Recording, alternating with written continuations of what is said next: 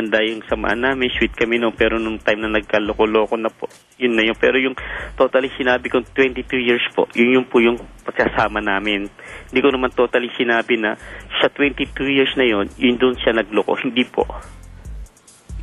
I will refresh your memory. Okay lang? Opo. Mia, tumawag ka sa akin. Opo. Inisa-isa mo yung mga bagay na feeling ko walang silbing iyakan. Hindi ko po kaya kasi. Stop. Tagal na. Stop.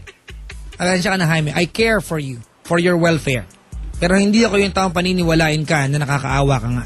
Because if we end up tonight, pag natapos ang usapan na to, at umuo lang ako nakakaawa ka, buong buhay mo mag-iiyak ka at hindi maganda tignan. Pangit. Alright? Po yun. Pangit. Pasensya ka na kapatid pero umaarti ka. Umaarti ka. Wala sa hulog. Wala po. Masarap kang pektosan. Wala ka sa hulog. Selon, di ba? Okay kapatid, okay eh. Kung talagang matino ugali mo, bakit hindi ka umuwi sa bahay ninyo? You are selfish. Inuna mo yung pride mo kaysa sa mga anak mo. Selfish ka. If anything. Gusto mo, pinapamper ka palagi. At kaunting-kaunting bagay lang na pwedeng makapanakit doon sa pride na meron ka, sa awa mo sa sarili mo, kinikim-kim mo. Imagine mo kung anong impyerno meron sa puso mo ngayon. 22 years, iniisa-isa mo yung mga bagay na hindi magaganda. At yun lang ang naaalala mo. Tumawag ka sa akin, Jaime, lahat ng sinabi mo tungkol sa asawa mo, masama. Nagtanong ako, kaya sinabi mo na sweet siya.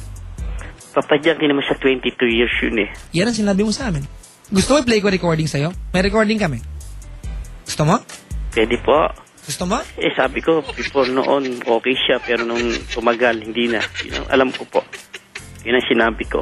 Bahala ka. Pero hindi po yung 22 years sa total. Yung sinabi ko, direct to the point na 22 years na nagsama kami, niloko niya ako, hindi po. Kasi nagloko siya, 5 na anak namin, puro malilit pa. That's not what you said. Dahil pinamukha niya rin po sa akin, sawan-sawa na raw siya sa buhay mahirap. Kahit sino naman eh. Kahit sino naman eh. Huwag mong masamain yun. Kahit sino. Sino bang gusto sa atin maging mahirap? Meron Kasi ka bang mayaman sila. Kaya meron ka bang asawa makikita? Ayan kasi, masyado ka self-pity. Pinakita ko naman po sa kanya. Jaime, wag mong sasabihin sa sarili mo na kasi mayaman sila eh. Mahirap ako eh. Nung panahong wala kayong anak, sino pinili niya? Di ba ikaw? Sagot! Opo, pero tinanong siya ng nanay ko ba? Wala na pero! Kung mayaman siya doon, hindi niya inisip kung mahirap ka. Ikaw pa rin ang pinakasalan niya. Papadyak, di kami kasal. Peke yung kasal ang ginawa niya sa akin. Iniisip mo ba na sa loob ng 22 years, nagsasaya lang siya at ifinocus niya lahat ng energy niya para sirain ka? Hindi naman po sa to. Iniisip mo ba na ikaw wala nagsayang ng oras? Usang gala! Hindi naman po 22 years siya sinasabi ko eh. Imagine mo ha, Sa 22 years po yung kalahati, okay kami noon. Sabihin mo na kahit 1 taon lang. Wala na akong pakialam sa 22 sa taon na yan. Pinapamukha mo sa amin na mayaman sila, mahirap ka. Pero hindi mo naiisip na kahit mayaman sila, pinili ka niya. Pinili ka niya. Yun na lang, hindi mo ma-appreciate. Usang gala. Pinili ka niya. Nagdadrama ka pa? Mahal mo eh, di ba pinakasalan ka? Kung hindi pinakasalan, pinakasamahan ka. Binigyan ka ng 5 anak. Tatawag ka sa akin, ang sasabihin mo lang masama ugali niya. Kapag di ko sinabi masama ugali niya before. Nagloko lang siya nung nagtrabaho na siya. June lang siya. Ginagawa mo akong tarantado sa programa ko. Ginagawa mo akong tanga. Ginagawa mo akong sinungaling. Walang dapat iyakan. Walang dapat ikasamaan ng loob. Lokohin ka pa naman ng asawa mo. Umuwi ka ng Pilipinas, kahit sinong babae, ang asawa uuwi ng Pilipinas, hindi magpapakita ng 3 buwan, sana mag-asawa siya ng iba. Hindi ka umuwi ng 3 months eh. Sino sa inyong 2 papaya ngayon? Sino sa inyong 2 nag-alaga ng anak ngayon? Hindi ba siya? Anong ginagawa mo? Wala! Papa Jack, hindi niya inalagaan ng anak ko. Sa totoo lang. O, sige na, perfect ka na! Nasa nanay ko po lahat. Perfect ka na! Mabuti kang lalaki! Magaling kang lalaki! Walang masama sa ugali mo! Hindi ako perfect. Okay. Wala naman po taong perfect. Alam Yan ang pinamukha mo sa amin. Hindi po. Jaime, alam mo ba't ako nagagalit ngayon? Alam mo ba't ako nagagalit ngayon? Po. I am trying to save you from yourself. Ang pinakamalaking kalaban mo, sarili mo, hindi ibang tao. You are always in competition with other people. Naaawa ka sa sarili mo for no reason.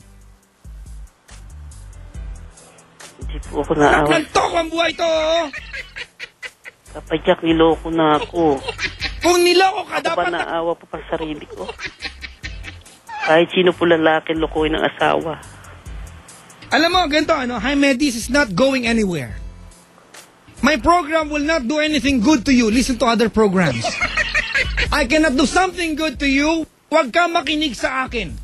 Because I'm telling you, you are luckier than other people. And you are not appreciating what life has given you.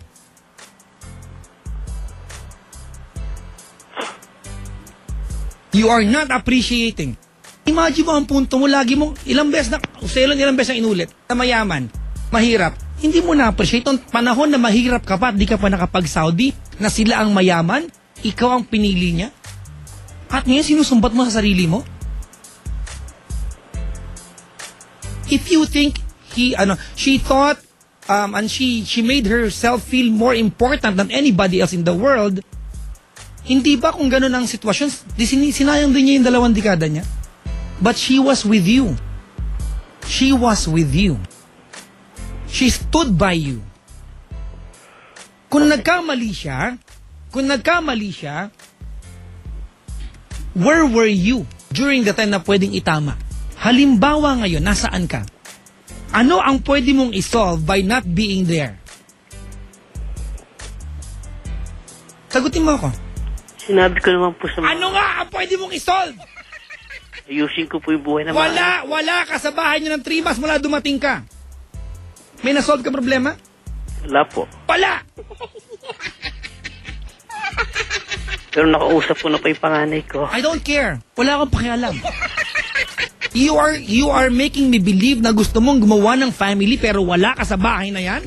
Umuwi ka ng Pilipinas, nasaan ka? Nasaan ka? Meron ka bang bagay na pwedeng isolve? Pwede bang mabuhay ang family mo within the 3 months na wala ka sa loob ng tahanan ninyo? I appreciate you calling my show. Galing ka pa ng Pangasinan, long Salamat distance po. ito. Appreciate ko, maraming salamat po. Pero hindi ko galing magpaka-plastic, kapatid. Alam ko po yun. If my show will not do anything good sa inyo, wag po kayong makinig sa akin. Doon kayo sa kabilang istasyon. Dahil wala pang plastic dito. Diba, Ceylon? Opo. Kapatid, magpakalalaki ka once and for all. Opo. No wonder kung bakit yung sinasabihang inutil kasi ganyan ka mag-isip. No wonder kung bakit hindi ka nire-respeto kasi iyakin ka ng walang dahilan. Hindi po, Papa Jack. Umiiyak ka po. Ngayon lang po ako dahil sa sama ng loob sa tagal ko. Na walang kadahi-dahilan. No reason at all. Isang po tinatanong ko sarili ko kung dapat ba siyang balikan o dapat ko pa pang mahalin sa ginagawa niya sa akin. It took you so long, kapatid. 2 decades. Lalo na sa ginawa sa nanay ko. Paratangan niya ng ganong kasakit. I don't really care Kahit about... sino.